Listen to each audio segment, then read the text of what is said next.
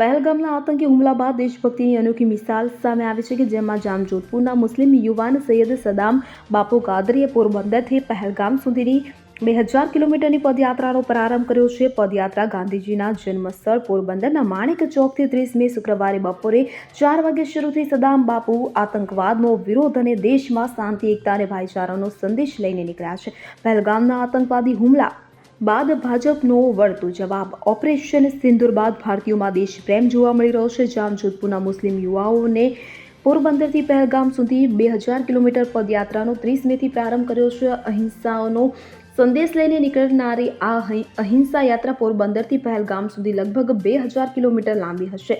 આતંકવાદના વિરોધ સાથે અને સમગ્ર ભારતમાં શાંતિ, એકતા, સદભાવના તથા ભાઈચારાના સંદેશ સાથે સૈયદ સદામ બાપુ કાદરીએ આ પદયાત્રાનો પ્રારંભ કરાવ્યો છે. ભાજપ, કોંગ્રેસ આગેવાનોને અને મુસ્લિમ સમાજે યુવાનને હાર પહેરાવી ઉત્સાહ વધાર્યો હતો. ગાંધી જન્મસ્થળ પણ પાસે માણેક ચોક ખાતેથી જામજોધપુરના નિવાસી સૈયદ સદામ બાપુ કાદરીએ પહેલગામ સુધીની પદયાત્રાનો પ્રારંભ 30 મે 2025ના શુક્રવારે બપોરે 4 કલાકે કર્યો હતો.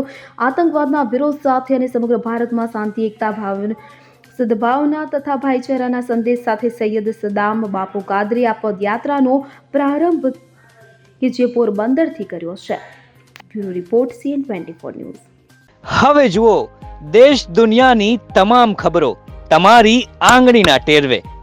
ઉઠાવો મોબાઈલ અને Google Play Store પરથી ડાઉનલોડ કરો અમારી CN24 ન્યૂઝ મોબાઈલ એપ.